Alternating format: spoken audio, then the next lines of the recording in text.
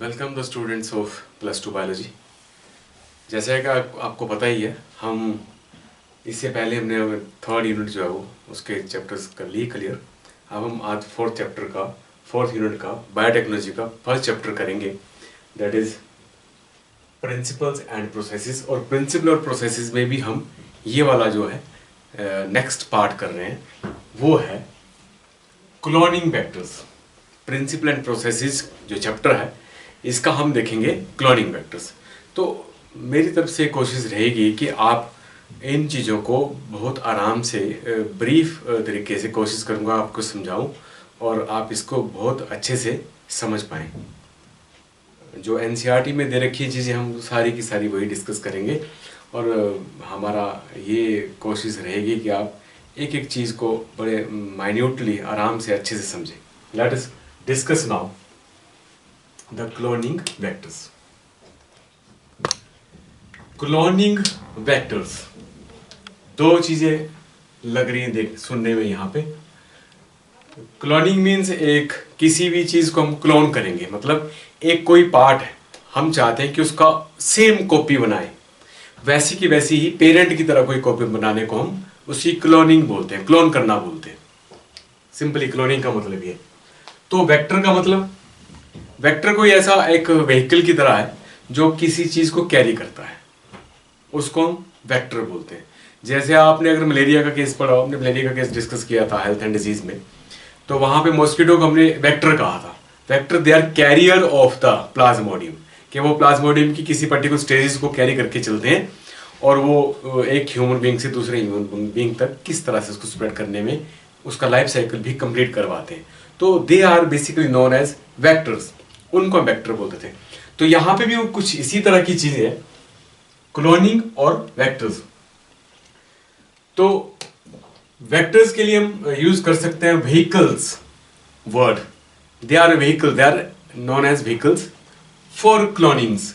जो हम क्लोनिंग करेंगे उनके लिए वो व्हीकल्स का काम करेंगे। तो सबसे पहले हम बात करते हैं बेसिक कि क्लोनिंग का है क्या, मतलब क्या है। इट मीन्स, क्लोनिंग का मतलब क्या है, the exact copy of parent. जो पेरेंट की कॉपी उसी की तरह वो अगर नेक्स्ट कॉपी बनती है, उसी की तरह अगर वो कॉपी दिखती है तो उसको क्लोन बोलते हैं। ये सिंपली इसका मतलब है। इट इज ए डुप्लीकेट और look alike carrying the same genetic material, और सिमिलर सेम तरह का जेनेटिक मटेरियल वो कैरी करती है। That is known as cloning. उसको क्लोनिंग बोलते हैं, क्लोन बोलते हैं। अब बात करते हैं कि क्लोनिंग के लिए क्या है। Cloning is the best application of recombinant DNA technology. जो इससे पहले मैंने आपको इसके बारे में थोड़ा सा आइडिया दिया था। रिकम्बिनेंट डीएनए टेक्नोलॉजी होती क्या है, किस तरह से जीन्स रिकम्बाइन करते हैं, वो मैंने आपको इससे पहले बता दिया। फिर भी हम यहाँ फिर से एक और कोशिश करेंगे कि आपको बताएंगे कि रिकम्बाइन, जैसे किसी रिक्वायर्ड जीन को हमने लिया, हम चाहते हैं कि इसको किसी दूसरे जीन में इंसर्ट करें, दूसरे के डीएनए के जीन को रिमूव करें, उसमें इसको डाल दें, ठीक। तो ये जीन क्या बन जाएगा, रिकम्बिनेंट बन जाएगा। The DNA become recombinant DNA. इस तरह से हम बात कर रहे हैं। तो क्लोनिंग जो है, it is the best application for the recombinant DNA technology. Recombinant DNA technology के लिए क्लोनिंग एक बड़ी अच्छी एप्लीकेशन है। इसके थ्रू हम क्लोनिंग करने में बहुत ज्यादा हमें ये सूट करता है, हेल्प करता है। इसके साथ हम इसी की बात कर रहे हैं। Molecular cloning is carried out in vitro. जो ये मॉलिक्यूलर क्लोनिंग है वो तो हम विट्रो में बाहर करते हैं, एक्सपेरिमेंटली कैसे करते हैं, carried out in vitro where a specific fragment of DNA is isolated. जहां से बोलता कोई किसी डीएनए का सेगमेंट क्या करा हमने, स्पेसिफिक डीएनए का सेगमेंट हमने ऐसे काट लिया इस तरह से, और ये ऐसे ऐसे, क्लियर। ऐसे सेगमेंट हमने काट लिए, कोई ऐसे कट लगाया। कट लगाने का मतलब यहाँ पे मॉलिक्यूलर सीजर से होता है, एंजाइम से होता है। तो वो स्पेसिफिक एंजाइम्स रहते हैं जो जिसके बारे में आपको मैंने बताया हुआ है। रेस्ट्रिक्शन एंडोन्यूक्लियस होते हैं या एक्सोन्यूक्लियस होते हैं जो सरफेस पे ब्लंट कटिंग करते हैं, और ये अंदर जाके कहीं डीएनए के सेगमेंट पे स्पेसिफिक साइट्स पे कट लगाते हैं, वो कटिंग्स का यहाँ ये मतलब होता है कि उनको कट करके सेगमेंट निकालना। The fragment of DNA is isolated from an organism, किसी भी ऑर्गेनिज्म से जो रिक्वायर्ड हमें जीन चाहिए होता है उस पर वो उसी तरह से सेम एंजाइम को यूज करके वो कट लगा के वहां से वो जीन को हम निकाल लेते हैं, आइसोलेट करते हैं, जिससे हम लेके आते हैं उसको जीन के सेगमेंट को। उस इंडिविजुअल के लिए हम बात करते हैं डोनर, उसको हम बोलते हैं donor. And introduced into A plasmid, जिस प्लाज्मिड में, इसके बारे में भी आपको बताता हूं, ये जैसे एक बैक्टीरिया है, ये इसका क्रोमोसोम्स है और ये इसका प्लाज्मिड है। इस प्लाज्मिड की बात कर रहे हैं हम। इसके अंदर अगर हम इसको डालेंगे इस सेगमेंट को, तो ये इसमें क्या करेंगे हम, इसमें भी ऐसे ही कट लगाएंगे, सेम एंजाइम को यूज करके हम ऐसा एक कट लगाएंगे और एक सेगमेंट जो है वो यहां से रिमूव कर देंगे इस तरह से, ऐसे कट करके यहां से हमने ये सेगमेंट हटा दिया। क्लियर? इस तरह से ये ऐसे हमने इसको हटा दिया और ये सिमिलर जो है वो ऐसा ही सेगमेंट यहाँ पे हम जो वहां से लेके आए थे वो हमने यहाँ पे इंसर्ट कर दिया। जब करेंगे तो ये किसी स्पेसिफिक एंजाइम से इसको पेयर कर देते हैं। वो एंजाइम हम जॉइनिंग एंजाइम बोलते हैं, वो उस एंजाइम का नाम है लाइगेज एंजाइम। उसकी हेल्प से इसको जोड़ते हैं, इंट्रोड्यूस करते हैं इसके अंदर। इंट्रोड्यूस इनटू अ प्लाज्मिड, इस प्लाज्मिड के अंदर हमने डाल दिया, पर इस प्लाज्मिड में भी सेम एंजाइम यूज करके हमने कट लगाया था। वो कट लगाने के बाद वो सेगमेंट हमने बाहर निकाल दिया, जो हमारी रिक्वायर्ड जीन का सेगमेंट था जो हमने निकाला था, उसको हमने इसमें ऐड कर दिया। ऐड करने का मतलब इसमें पेयरिंग करवा दी और साथ में एक एंजाइम की हेल्प से हमने ये किया। वो एंजाइम था लाइगेज एंजाइम, जिसने इसको ज्वाइन करवा दिया, पेयरिंग करवा दी इसकी into a plasmid that replicate the host, जो फिर से इसको हम इसके अंदर डाल देते हैं और अब ये जो आएगा ये रिकम्बिनेंट बन गया। ये क्या बन गया?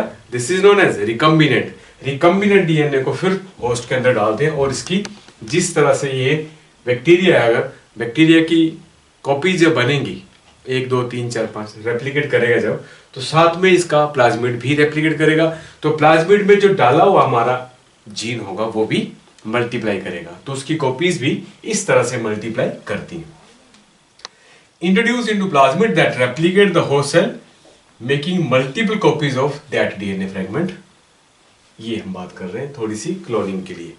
ये थोड़ा हल्का सा ब्रीफ आउट आइडिया है, इसके बाद और ज्यादा इसको प्रॉपर एक एक चीज हम ध्यान से फिर से देखेंगे। तो आई होप कि थोड़ा आपको ये आइडिया लग गया होगा कि जो किसी चीज को हमने क्लोन करना है, कोई रिक्वायर्ड जीन हमें किसी भी कैरेक्टर के लिए चाहिए है, वो किसी से ले लिया। जब हम किसी से ले लेते हैं उसको हम डोनर बोलते हैं, जिसमें इंसर्ट करेंगे उसको रेसिपिएंट बोलेंगे। और इंसर्ट करने का मतलब यहाँ पे हम किसी बैक्टीरिया को ले रहे हैं। बैक्टीरिया मोस्टली हम बैक्टीरिया यूज करते हैं एक्सपेरिमेंट के लिए, हम जेनेटिक एक्सपेरिमेंट्स के लिए, वो है इकोलाई। और उसमें से हम ज्यादातर क्या यूज करते हैं, उनके प्लाज्मिड्स लेते हैं, जो एक्स्ट्रा क्रोमोसोमल डीएनए होते हैं उनको लेते हैं। ज्यादातर वो सर्कुलर हैं और डबल स्टैंडर्ड हैं, स्मॉल साइज्ड है, जिनके साथ एक्सपेरिमेंट्स करना आसान है, उनको कट करना इजी है क्योंकि वो बहुत ज्यादा नहीं है। क्योंकि जितना ज्यादा नंबर किसी क्रोमोसोम का या सेगमेंट का रहता है उसमें उतना ही काम करना टफ होता है, मुश्किल होता है। ये अब हम बात करते हैं क्लोनिंग की। थोड़ी बेसिक आइडिया लग गया तो अब वेक्टर की बात करते हैं। तो वेक्टर्स क्या है? व्हीकल्स की हमने बात की थी। They are basically known as vehicles. It act as vehicle to carry the foreign gene. अब ये वेक्टर का काम कर रहा है, जैसे ये जो प्लाज्मिड है, प्लाज्मिड यहाँ पे एक वेक्टर की तरह काम कर रहा है। प्लाज्मिड को इंसर्ट कर दिया जब हमने बैक्टीरिया के अंदर, और वो इसकी मल्टीपल कॉपीज बनाएगा, तो बैक्टीरिया भी इसका व्हीकल हो गया। मींस प्लाज्मिड ने इसको कैरी कर लिया इस तरह से।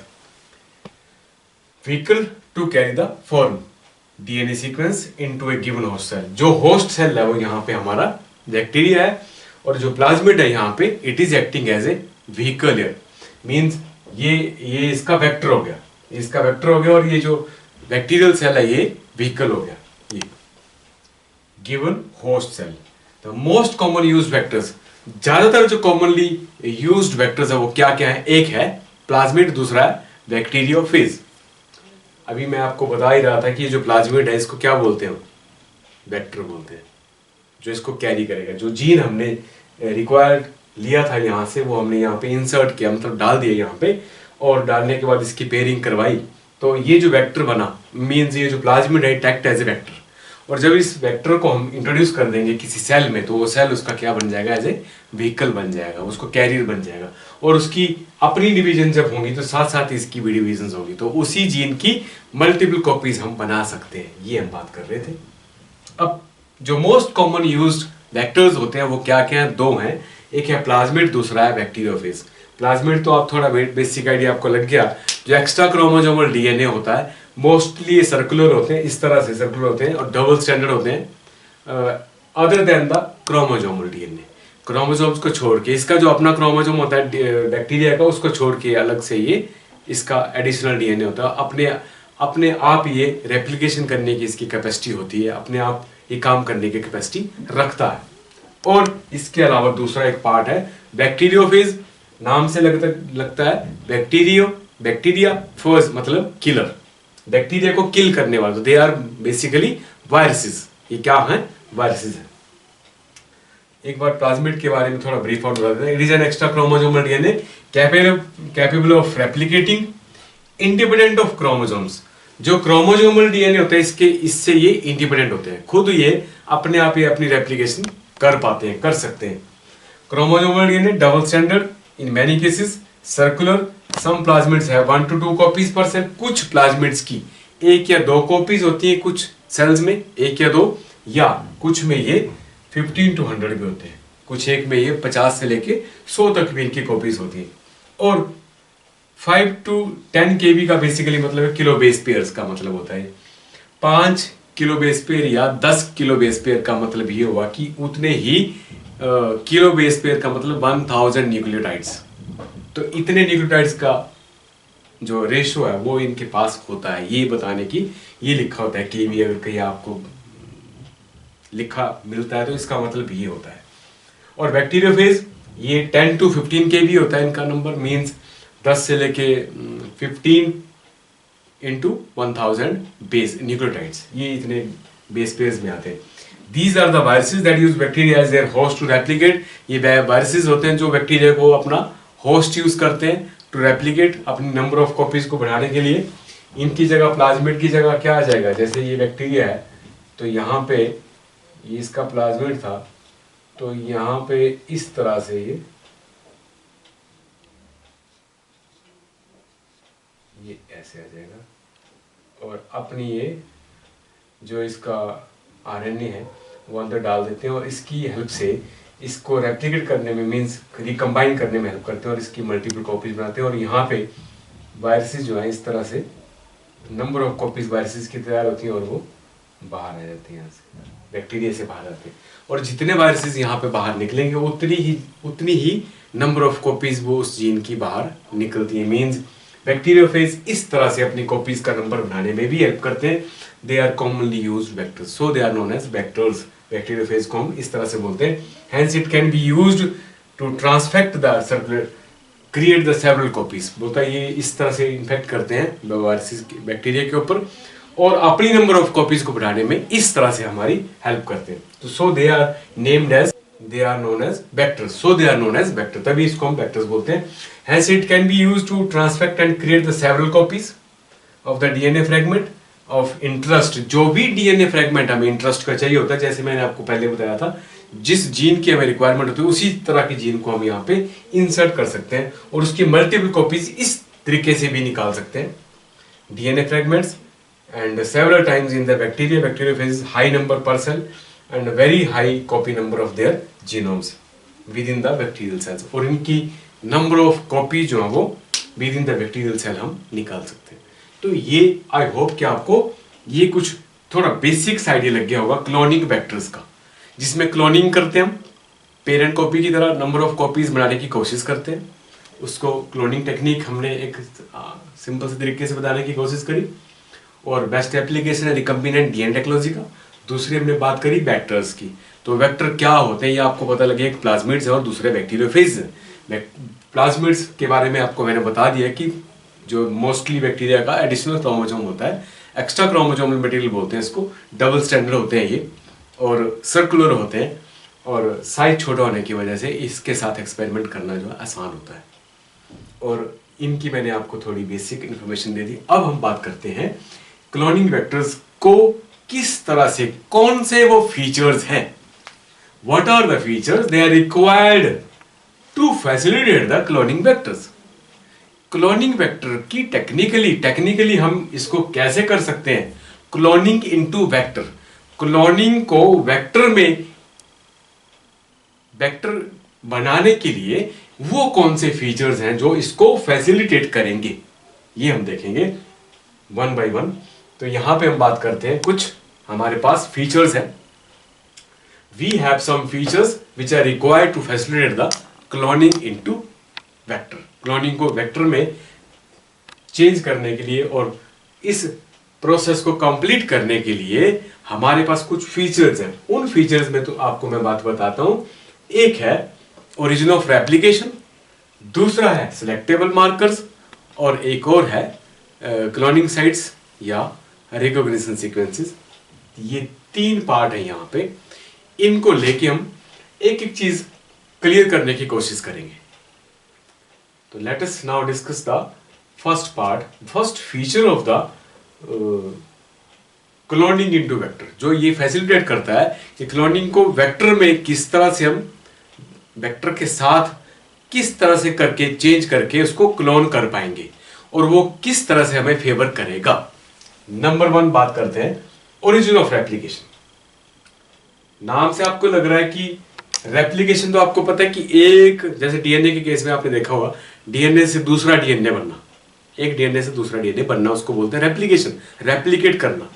तो हम बात कर रहे हैं ओरिजिन ऑफ रेप्लिकेशन। इसका मतलब ये वो जगह है, वो स्पेसिफिक साइट है ऑन द होल डीएनए जहां से ये रेप्लिकेशन का जो प्रोसेस है वो शुरू होता है। इट इज ए पार्ट और it is a sequence. Origin of replication क्या है? This is a sequence from where replication starts. ये क्या है? It is a sequence from where replication starts. आप सोचोगे कि ये क्या चीज हो सकती है। ये मान लेते हैं कि एक डीएनए ऐसा रखा है हमने, ये इसकी बेस पेयर्स हैं,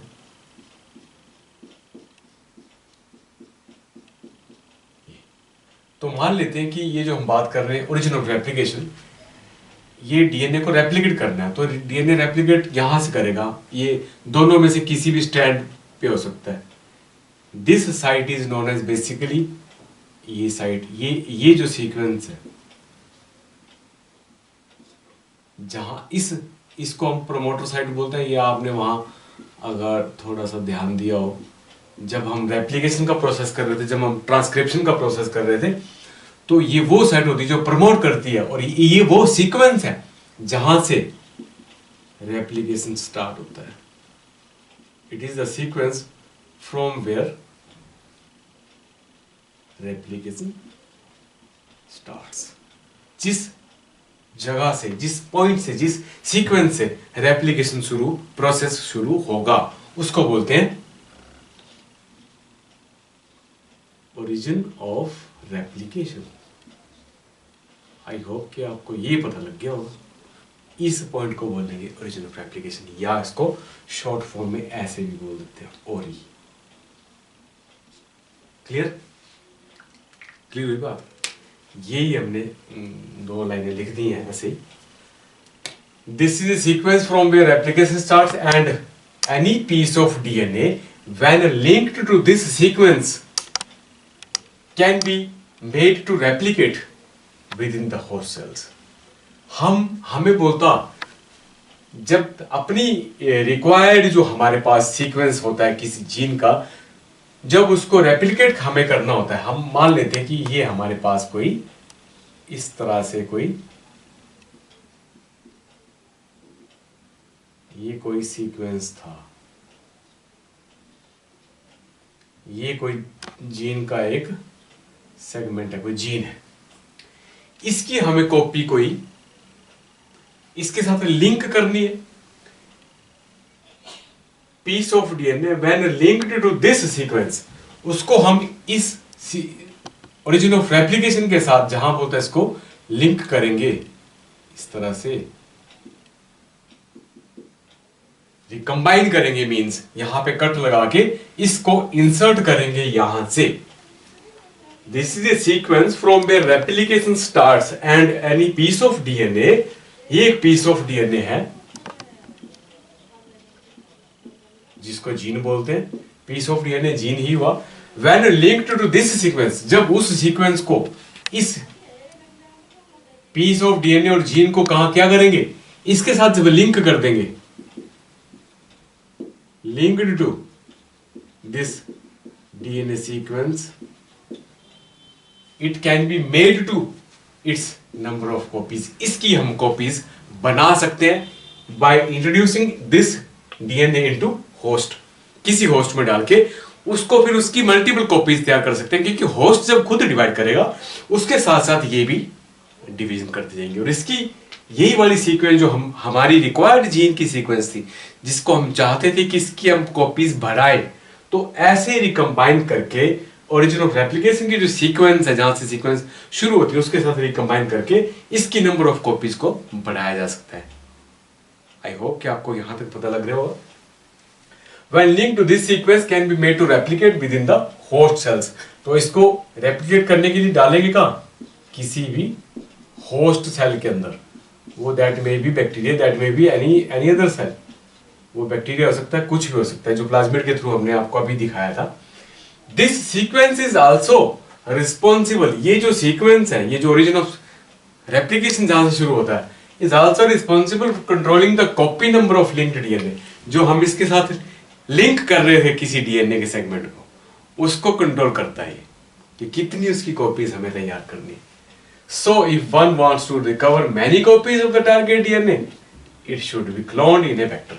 अगर इसकी बड़ी सारी कॉपी हमें करनी है तो इसको क्लोन कर लो, इसी सेगमेंट को क्या करेंगे, क्लोन कर लेंगे, जो आपको मैंने पहले बताया था, किसी प्लाज्मिड को निकाल के और प्लाज्मिड के साथ रिकंबाइन करके फिर उसको होस्ट सेल के अंदर, मींस उस बैक्टीरिया के अंदर डाल के उसकी नंबर ऑफ कॉपीज हम बढ़ाते जाएंगे। तो that can be controlled by this sequence.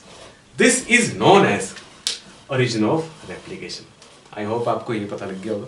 ये वो सीक्वेंस थी जहां से रेप्लिकेशन स्टार्ट होती है, ORI भी बोलते हैं इसको, ORI भी बोलते हैं, ये शॉर्ट फॉर्म में ऐसे लिखा होता है, ओके। और this sequence is responsible to make the additional DNA, जो बाहर का डीएनए है उसकी छोटी सी सेगमेंट जो है उसको इसके साथ लिंक कर सकते हैं और टू रेप्लिकेट इट। और हम जब चाहते हैं, this sequence is also responsible to control the number of copies which is link to it. और उसको जब हम चाहते हैं कि उसकी हमें बड़ी सारी कॉपीज बनानी है, तो that can be target into cloning, तो उसको क्लोन के लिए टारगेट करते हैं और वेक्टर में डाल देते हैं एज ए वेक्टर मतलब प्लाज्मिड को यूज किया जाता है, और उसकी फिर हाई कॉपी हम बना सकते हैं, 10 से 15 से 100, जितनी मर्जी हम कॉपीज हो उसकी एक सेल के अंदर डेवलप करने वाली प्लाज्मिड को बैक्टीरियल सेल को ले सकते हैं और उसकी मल्टीपल कॉपीज हम तैयार कर सकते हैं। आई होप कि ये ओरिजिन ऑफ एप्लीकेशन का आइडिया आपको क्लियर लग गया होगा। इसके बाद बात करते हैं selectable marker, another very fine point और टॉपिक जो है, छोटा सा टॉपिक जो है वो सेकंड फीचर है इसका। ओरिजिन ऑफ एप्लीकेशन के बाद सेलेक्टेबल मार्कर। सबसे पहले तो दिमाग में ये क्वेश्चन आता है कि ये क्या चीज होगी, सेलेक्टेबल मार्कर क्या है भाई? कोई ऐसी कोई चीज है जिसको हम एज ए मार्कर यूज कर सकते हैं, ऐसी कोई चीज, ऐसा कोई पॉइंट जिसको as a selectable marker point out करे? हाँ, हो सकता है ऐसा। मान लेते हैं, लेट अस कंसीडर कि हमारे पास कोई ऐसा बैक्टीरिया है, हमारे पास कोई बैक्टीरिया है, उसमें हम क्या करने की कोशिश करेंगे, उसमें हम ये देखने की कोशिश करेंगे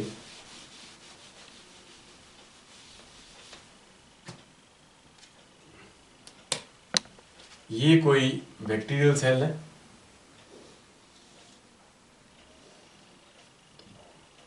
ये इसका genetic material, chromosomal material, and this one is plasmid, circular additional chromosomal material, smallest part. इसके बारे में मैं आपको पहले बता चुका हूं। अब सेलेक्टेबल मार्कर क्या हो सकते हैं? किसी भी बैक्टीरिया के पास ये आ गया अपना प्लाज्मिड, और प्लाज्मिड में ऐसे कोई स्पेसिफिक जीन, इस प्लाज्मिड में कोई ऐसे स्पेसिफिक जीन्स हो सकते हैं जो क्या करें, ध्यान देना आपने बात को अंडरस्टैंड करने के लिए।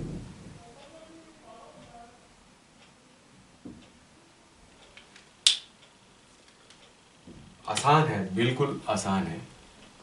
हम क्या कर रहे हैं, हम ये कोशिश करेंगे कि हम बोल रहे हैं कि जी ये सिलेक्टेबल मार्कर हो सकते हैं। ये क्या हो सकते हैं, कौन हो सकते हैं सिलेक्टेबल मार्कर? यहाँ 2-3 लाइनों में मैं आपको ऐसे बता रहा हूँ, यहाँ अंडरस्टैंड करने की हम कोशिश करेंगे। फिर इसको अदर हमारे पास जो एक सिंथेटिक जो हमारे पास प्लाज्मिड है उसके ऊपर भी हम बात करेंगे। सिलेक्टेबल मार्कर क्या हो सकते हैं? They help in identifying and eliminating non transformants and selectively permitting the growth of transformants. पूरी लाइन से आपको हो सकता है पता लगा हो कि नहीं लगा हो, कोई बात नहीं। ये वो मार्कर बोलता है, ये कोई ऐसी जगहें हैं, ऐसी पॉइंट्स हैं, या ऐसे कोई सीक्वेंस हो सकती हैं। They are help in identifying, identify करने में हेल्प करेंगे, एलिमिनेट करेंगे कुछ पार्ट्स को, वो है नॉन ट्रांसफॉर्मेंट्स, जो ट्रांसफॉर्मेंट ना हो, एंड सेलेक्टिवली, और साथ में क्या करेंगे, permit the growth of transformants, और ट्रांसफॉर्मेंट को ग्रो करने के लिए परमिट भी करेंगे। तो अब तीनों ही बातें हमारे दिमाग में आनी चाहिए पहले, कि आइडेंटिफाई तो समझने की बात होगी, आइडेंटिफाई पहचान लिया, एलिमिनेट करना का मतलब निकाल दिया। तो नॉन ट्रांसफॉर्मेंट और ट्रांसफॉर्मेंट क्या हुए, पहली बात दिमाग में ये आनी चाहिए। क्वेश्चन यहीं से आता है।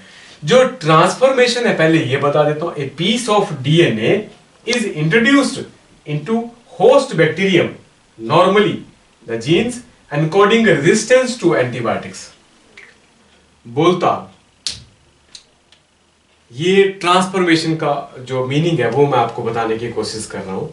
ए पीस ऑफ डीएनए, छोटा सा पीस है डीएनए का, वो उसको हमने क्या कर दिया, इंट्रोड्यूस कर दिया into host bacterium, normally the genes encoding resistance to antibiotics such as ampicillin, chloramphenicol, tetracycline, kanamycin etc. are considered as selectable markers for E. coli. Normally E. coli do not carry antibiotic resistance genes.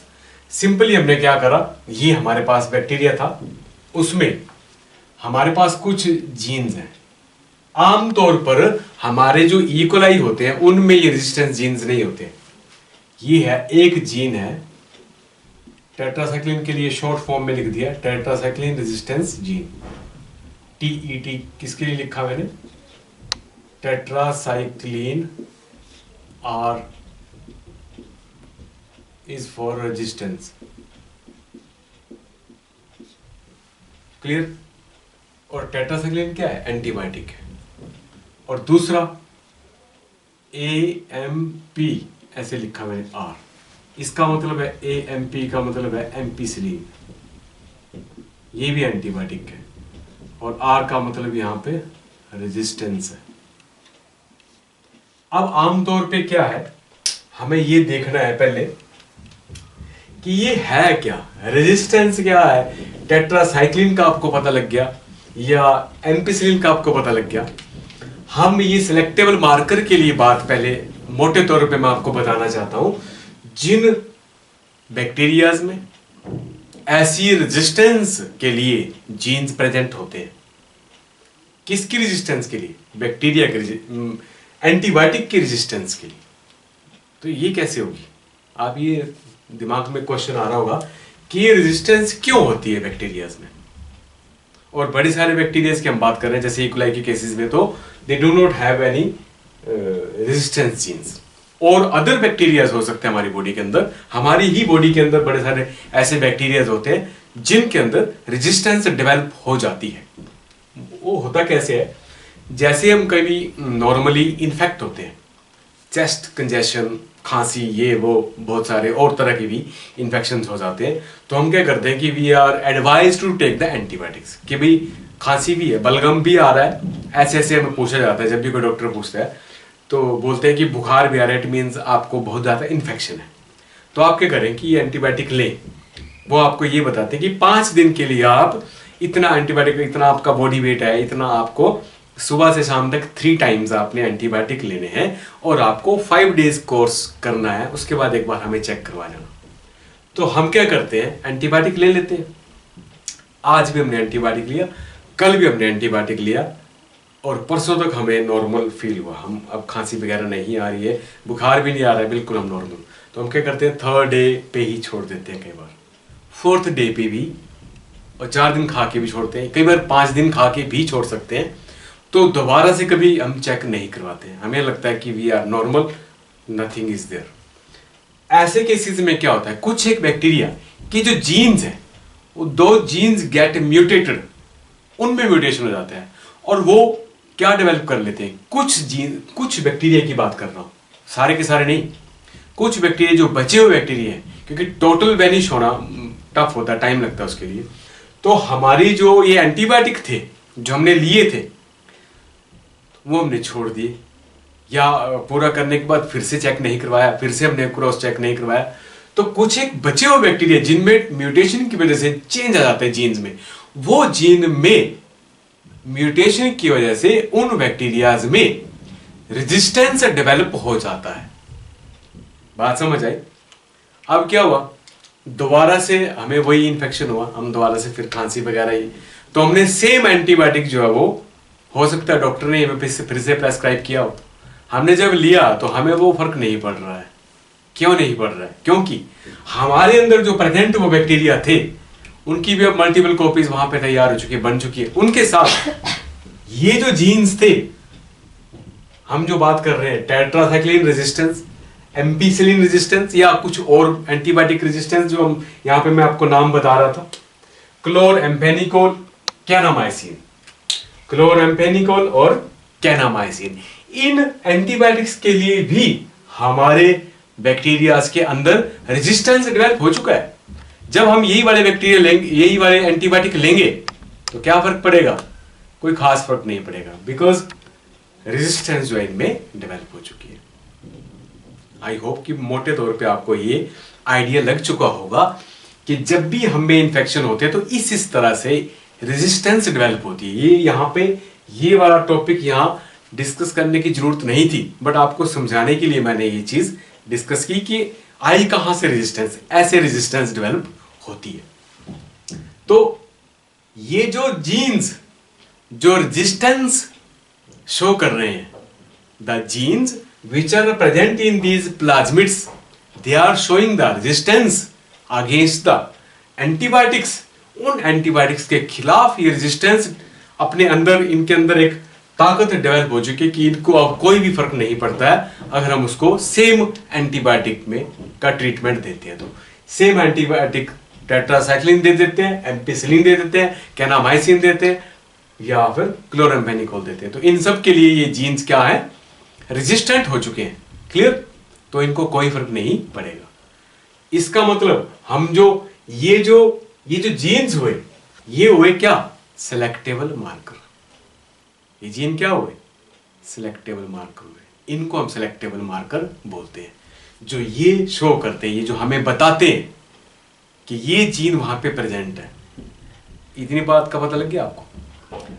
अब इसके साथ मैं आपको ये बताऊंगा हमें करना क्या। हम जो ये जो क्लोनिंग वेक्टर की टेक्निक जो हम करना चाहते हैं, हम इस सिलेक्टेबल मार्कर में हमने ये ही काम करना था कि एक नॉन ट्रांसफॉर्मेंट और ट्रांसफॉर्मेंट। ट्रांसफॉर्मेंट का मतलब था कि हमने जो जीन यहाँ पे अब लाइगेट करना था डीएनए, जो हमें अपनी रिक्वायर्ड जीन हमें चाहिए था। हमें क्या चाहिए था, हम करना क्या चाहते हैं, जो बाहर का डीएनए, फॉरेन डीएनए, या इसको एलियन डीएनए भी बोल सकते हैं, एलियन डीएनए सेगमेंट। ये हमारे पास कोई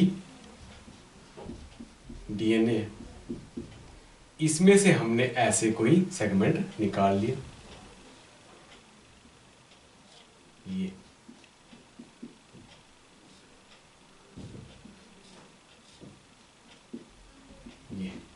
ठीक है, ऐसे हमने सेगमेंट निकाल लिया बाय यूजिंग द एंजाइम। वो एंजाइम है रेस्ट्रिक्शन एंडोन्यूक्लियस। हम करेंगे क्या बेसिकली, हम ये करना चाहते हैं, उसको ट्रांसफॉर्म करना चाहते हैं। मींस हम ये जो फॉरेन डीएनए है या एलियन डीएनए, जो बाहर का डीएनए, हम चाहते हैं कि उसको इसकी जगह रिप्लेस करें, ताकि जो टेट्रासाइक्लिन की रेजिस्टेंस इनमें डेवलप हो चुकी है उसको हम डिस्टर्ब कर दें, उसको हम खत्म कर दें, उसको हम लॉस्ट कर दें। मेरी बात समझ आ रही है? हम क्या कर रहे हैं, हम ये कोशिश कर रहे हैं कि ऐसा डीएनए उसको इसके अंदर इंसर्ट कर देंगे और लाइगेट कर देंगे। ऐसे शब्द वहां लिखे हैं आपके उसमें। तो हमने क्या करा, ये कोई टेट्रासाइक्लिन का ऐसे रेजिस्टेंस जीन था, इसमें हमने क्या किया, हमने ये जो एलियन डीएनए, जो बाहर का डीएनए था, वो यहां डाल दिया ऐसे, ये ठीक है, ऐसे हमने ये रिकम्बाइन कर दिया। इसको निकाल के अगर आप पहले से दोबारा से फिर से चेक करोगे तो ऐसे ही करते हैं हम।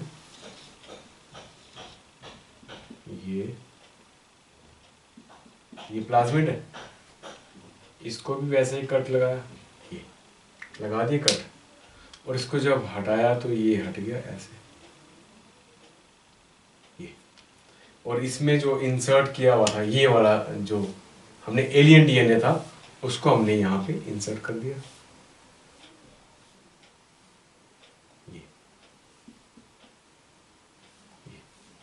ये यहाँ पे इंसर्ट कर दिया। इसको लाइगेट करना बोलते हैं। लाइगेट मतलब डाला और ज्वाइन करवा दिया with the help of ligase enzyme. Ligase enzyme joining enzyme होता है, उसने इसको यहाँ पे इसकी पेयरिंग करवा दी, इसकी पेयरिंग करवा दी, और ऐसा ये फॉरेन डीएनए, बाहर का जो डीएनए था, वो हमने यहाँ पे रिक्वायर्ड यहाँ पे डाल दिया। यहाँ हम वही चीज यहाँ दिखाने की मैं आपको कोशिश कर रहा। जब इस रेजिस्टेंस जीन पे इसने इसको डाला तो ये क्या करेगा, जो ये जो रेजिस्टेंस इसकी जीन की रहेगी, इसके डालने के बाद ये इसको डिस्टर्ब कर देगा और ये रेजिस्टेंस खत्म हो जाएगी। ये बताने की कोशिश कर रहा हूं। तो इसको बोलते हैं foreign DNA is ligated in this. और ये जो प्लाज्मिड है, इसको क्या करेंगे, अब होस्ट सेल में डाल देंगे। It is inserted in the host cell, डाल दिया। और ये जो हमने यहां पे डाला, इसके पास कौन सा एक जीन आ गया, ये हमने जो बाहर से ऐड किया था वो जीन आ गया, जिस जीन की हमने यहाँ पे मल्टीपल कॉपीज बना रही है, जो ये चेक करेगा कि ये रेजिस्टेंस किस तरह से इसका रेजिस्टेंस खत्म करता है, तोड़ता है। क्योंकि हमें अगर उस इंडिविजुअल को ठीक करना है तो उसमें इस तरह की टेक्निक डेवलप करनी पड़ेगी, ताकि उसके अंदर, बॉडी के अंदर जो रेजिस्टेंस डेवलप हो चुकी है एंटीबायोटिक के अगेंस्ट, अब हम उसको एंटीबायोटिक अगर देते हैं तो वो फिर एंटीबायोटिक देने के बाद वो उस बैक्टीरिया को किल कर दे, खत्म कर दे, डिस्ट्रॉय कर दे। बेसिक आइडिया लग गया थोड़ा। इसमें हम करना क्या चाहते हैं, ट्रांसफॉर्मेंट और नॉन ट्रांसफॉर्मेंट की आपको मैं बात बताना चाहता हूं। ये हमने ये टेक्निकली ये क्या किया, रिकम्बाइन किया। रिकम्बाइन करने के बाद इस प्लाज्मिड को क्या किया, डाल दिया, इनकॉर्पोरेट कर दिया, ये ट्रांसफॉर्म कर दिया मैंने इसको इसमें। और यहां से फिर लेके दूसरी बॉडी में जब मैं डालूंगा इसको, ये हो जाएंगे ट्रांसफॉर्मेंट। रिकम्बिनेंट भी बोल देंगे इसको क्या बोल देंगे, रिकम्बिनेंट। और इसको हम जब डालेंगे तो वो बन जाएंगे transformant. Transformants and processes known as transformation. A piece of DNA is introduced, ये piece of DNA is introduced into host bacterium। इसके प्लाज्मिड के थ्रू होस्ट बैक्टीरिया के अंदर हमने डाल दिया इसको। Normally the genes encoding resistance, जो रेजिस्टेंस एनकोड कर रहा था वो था, उसके लिए डाला था एंटीबायोटिक्स के लिए। इस प्रोसेस के थ्रू जब बोलता है ऐसा हम काम करते हैं, इसको ट्रांसफॉर्मेशन बोलते हैं। और इस ट्रांसफॉर्मेशन के लिए किस तरह से इसको हम खत्म करेंगे, ये एक बार मैं आपको यहां बताना चाहूंगा। हमारे पास एक आर्टिफिशियल प्लाज्मिड है हमारे पास। वो आर्टिफिशियल प्लाज्मिड जो है एक नाम से लिखते हैं हम इसको PBr322, PBr322। P का मतलब प्लाज्मिड, B का मतलब बोलिवर, R का मतलब रोड्रिग्स और 322 इतने इसके लिए जीन्स हो गए। ये एक आर्टिफिशियली सिंथेसाइज्ड प्लाज्मिड है और इस पे 2 सिलेक्टेबल मार्कर जीन्स हमने यहां पे दिखा रखे हैं। एक है एम्पिसिलिन रेजिस्टेंट जीन, दूसरा है टेट्रासाइक्लिन रेजिस्टेंट जीन। इनके अलावा यहां पे हमने ये शो कर रखे हैं ORI, ओरिजिन ऑफ रेप्लिकेशन के लिए। और ये जो रेप्लिकेशन ऑफ प्लाज्मिड जहां से पॉइंट से शुरू करते हैं, इनके साथ कुछ हमने क्या ले रखे हैं, ये रेस्ट्रिक्शन साइट्स ले रखी हैं। Restriction sites with restriction endonucleases, restriction endonucleases, ये टाइप के एंजाइम्स यहाँ पे ले रखे हैं। ये रेस्ट्रिक्शन साइट्स यहाँ पे ले रखी है PBU1, PST1 और ये एम्पिसिलिन रेजिस्टेंस के लिए। और उसके बाद EcoR1, CLA1, HINT3, ये भी एक रेस्ट्रिक्शन न्यूक्लियस है, WAM-H1 और SL Salmonella1। और इस तरह से ये PBU2, ये सब क्या है, ये रेस्ट्रिक्शन एंडोन्यूक्लियसेस है, रेस्ट्रिक्शन साइट्स है। स्पेसिफिकली एम्पिसिलिन रेजिस्टेंट जीन यहाँ पे which is known as selective marker. Another is tetracycline resistant gene, ये बहुत ज़्यादा नहीं होके यहाँ पे लिमिटेड होते हैं ताकि ये कॉम्प्लिकेसी क्रिएट ना करें। इसका जो अगला पार्ट है हम इसके साथ ही डिस्कस करेंगे।